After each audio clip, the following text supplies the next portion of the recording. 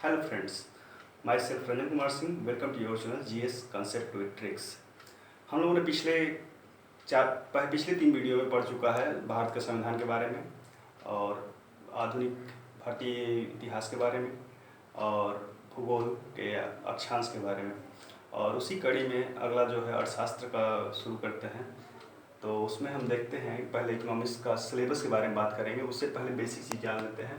Economics यानी अर्थशास्त्र, Greek words economics comes from the Greek words that is okios plus nomos। okios मतलब household, ये यूनानी भाषा हाउसहोल्ड्स, ओकियस और नॉमस जो है, जो कि ओकियस मतलब हाउसहोल्ड होता है और नॉमस मतलब मैनेजमेंट।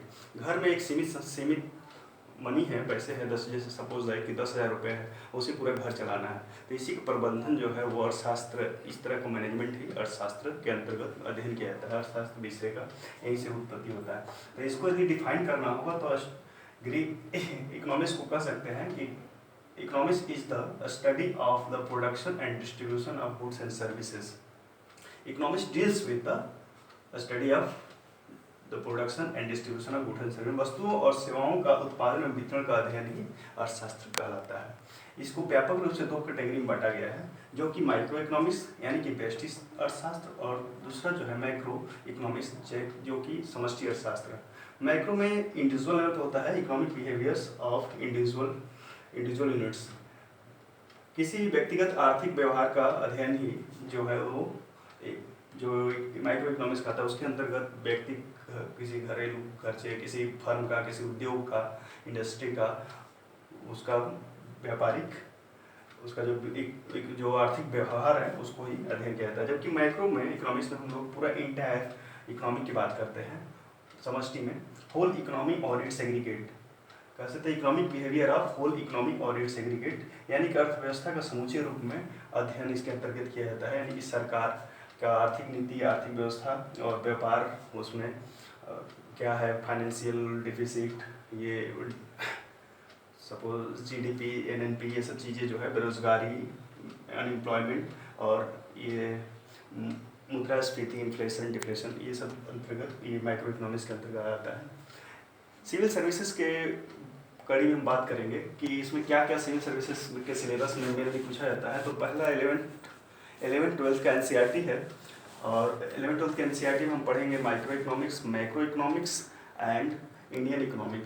तो पहला जो है, इसको जो है अलग अलग सिलेबस में बांट सकते हैं। तो पहला बेसिक्स ऑफ इकोनॉमिक्स है, जिसमें मैक्रो और इंडियन आता है, जिसमें टाइप्स ऑफ इकोनॉमी आएगा, और जो इकोनॉमी के टाइप्स, और एलपीजी रिफॉर्म्स, जो liberalisation, privatisation and globalisation reforms है, उसके अंतर्गत पढ़ेंगे। मैक्रो के अंतर्गत में जो भी inflation, unemployment, deflation, NNP, GDP, CRR, ये सब चीज़ें हैं।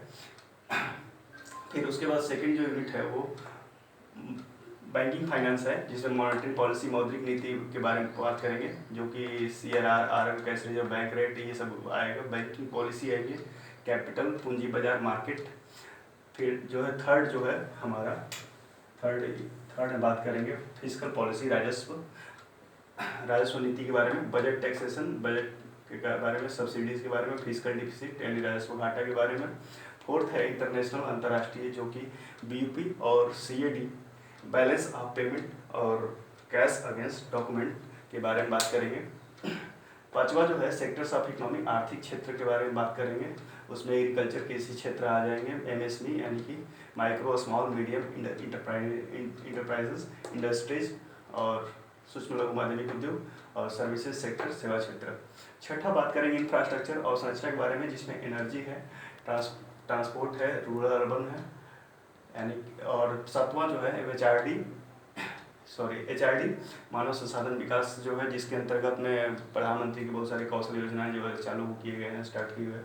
उसमें स्किल डेवलपमेंट, कौशल विकास, पॉवर्टी लाइन, गरीबी रेखा, वीकर सेक्शन के बारे में जो होगा इकोनॉमिक, उनके लिए जो पॉलिसीज और जो प्रोग्राम्स चलाए जा रहे हैं उनके बारे में बात करेंगे।